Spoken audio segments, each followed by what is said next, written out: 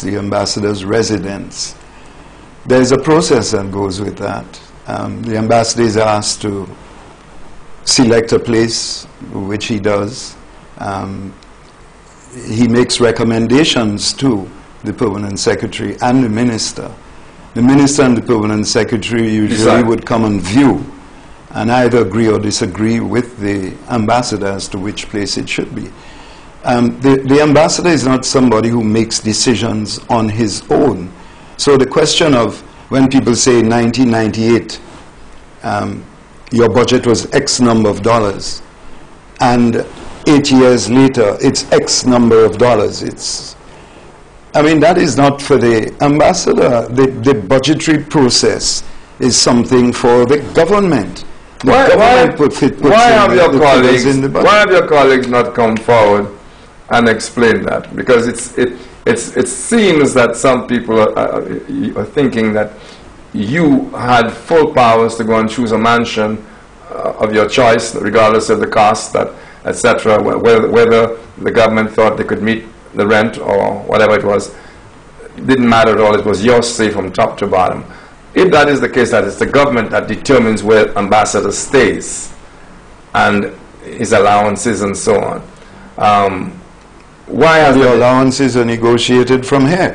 From here. This is not something new. It's a cabinet decision. You negotiate with the minister or the prime minister or what have you regarding the level of salary that you wish to earn, including your allowances. So why have you been lumbered with this whole living extravagantly? Well, I'm in the politics. As long as you get into this fray, you leave yourself open, as I was warned, to all sorts of things. What I have to do is attempt to explain it. Do you get called on the campaign trail to do that? No, not really. But there are things in the newspapers and so on. But the lavish lifestyle bit is strange to me. I think if Jennifer were to hear this, she'd probably wonder what I was doing. We won't discuss you and your your hidden life. we won't go into that. But lavish lifestyle. But you were talking a while ago about the ambassador does not have, and I'm going to use the official word, plenipotentiary powers that would allow him to pick a mansion and force the government to pay for it. No, I as ambassador took my instructions from the permanent secretary. Yeah. I'm not even the minister. But I want to get at I want to shift a little bit.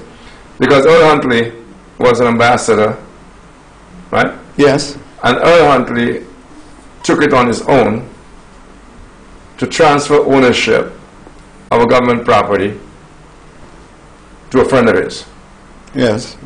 Well, how was he able to do that if he didn't have the powers to do that? Well, as minister, I didn't know at the time. But did he have the power to do that? As far as I have since found out he didn't. No. And or if he didn't have the power, how did he manage that? Well, because he did it. I mean, it's just because something that he did. I asked that because you say you don't have the power. Yeah. You don't have the power to just choose a mansion, no matter what it is, and go and live there. That this thing has to be discussed, and the cabinet has to acquiesce, yes, etc., etc. Well, how was Earl Huntley able to take this $1 million, how many million, $3 million property, and just transfer ownership to his friend without the government's, without informing the government, and certainly without the government's permission to do that? Well, his interpretation of plenipotentiary powers enabled him to do that.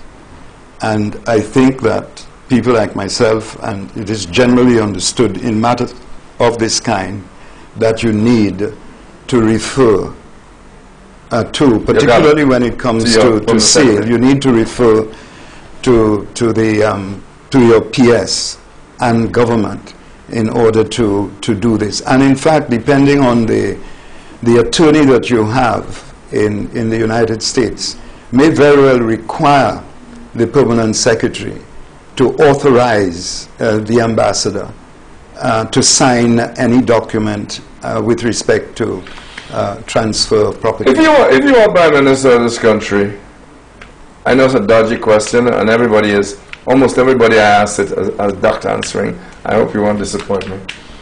If you were Prime Minister of this country, and an ambassador of yours took it on his own to transfer ownership of government property to a friend for whatever purpose, what would you do?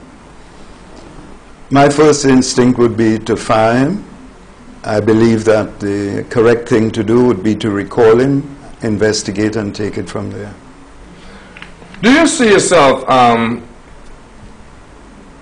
as being Prime Minister of St. Lucia one day? Not anymore. I think having gone through that process, if you want to call it that, of leading the party over an extended period, and I remember discussing a lot of this with George. I see myself now more in the support mode than going up front. My view is, you know, the job of the Prime Minister is not an easy one. I believe it is better served by a younger person.